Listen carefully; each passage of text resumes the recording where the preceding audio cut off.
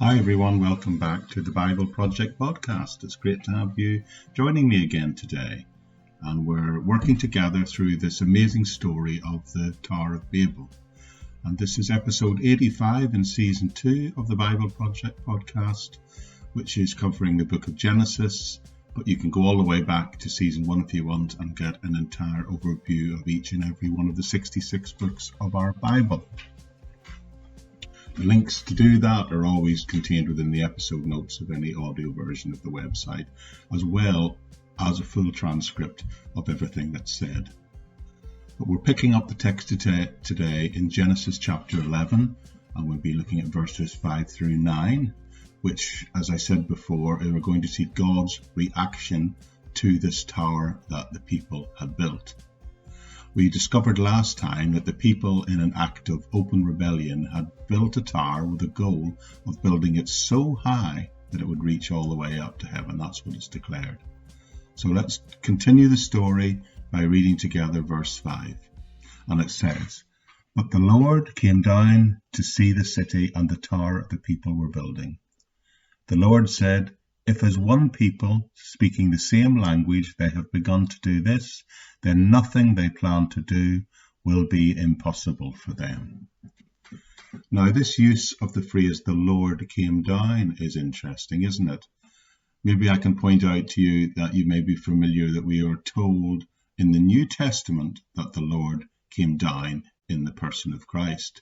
We focus on that and hear about that sung a lot in carols, particularly at Advent and Christmas. So we see in the New Testament that the Lord came down and dwelt amongst us in the person of Christ, but he came down in an act of redemption. We're going to see here that he is coming down in an act of judgment. God comes down and sees a city being built and a tower being constructed, and he sees that the builder's expectation is that that tower is going to ascend all the way to heaven as a way of accessing God, gaining them access to God on the back of their own efforts. The people of Babel are trying to meet with God on their terms, instead of which God descends to earth and he will meet them on his terms. And that's always the way, isn't it? The Lord also concluded that it was the unity of the language that had made it possible for them to stay in one location, which was contrary to his will and what he asked them to do on several occasions through the text so far in these early parts of the Bible in Genesis. And the unity of language had led to a unity of purpose to follow their own wills and not the will of God, and that soon created a unity of purpose to engage in sin. The point of verse 6 is a very important one. If people were to be unified in this way, they would feel that they could literally do anything they wanted. Meaning that the spiritual and emotional drive of the people would be to seek out and to do every conceivable type of self-centered sin that they could think of. God's response will now follow in verses 7 and 8, which tell us, God said, "Let us come down and confuse their languages, so they will not understand each other." So the Lord scattered them from there over the whole earth, and they stopped building the city. Now, some point out that the term "let us" is a pretty good indication of the first appearance of the Trinity here. But I have to say that's beyond the scope of what I'm going to be talking about today. But remember that God, after the flood, said he would never destroy the whole earth again. But he has a situation which needs a radical solution to a catastrophic problem. But this time God says, I'm not going to deal with it the way I did universally with the flood. I'm going to do it this time by going into this situation and confusing their language, by creating a situation where they would all speak different languages from now on, which by nature would lead them to scatter over the earth. The building project would, of course, then come to a screeching halt.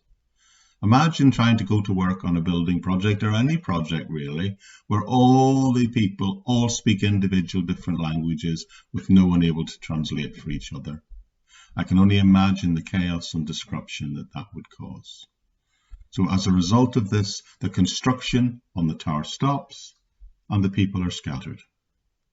Here we see that a single nation in a moment becomes unable to achieve its goals and is scattered, with its people now speaking different languages thereafter. Different civilizations with distinctive cultures will now begin to appear all over the earth worldwide. Verse 9 tells us, and this is why it was called Babel, because the Lord confused the language of the whole world there that day. From there the Lord scattered them over the face of the whole earth. So this is where we get not only the name Babel, but the term Babel, to Babel, because that's where God confused the language of the people. So what are we to make of this passage of Scripture? What does it teach us and what does it mean? We'll begin to unpack that process together over the next few episodes. Thanks for joining me, and I hope to see you back here very soon. I'd also remind you that there's links to all aspects of the ministry, whether it be the music or the teaching that I'm doing in different places and different platforms. All the links appear in the episode notes of any audio version of the website, or underneath the title and description in the YouTube version. Anyway, thanks very much for joining me.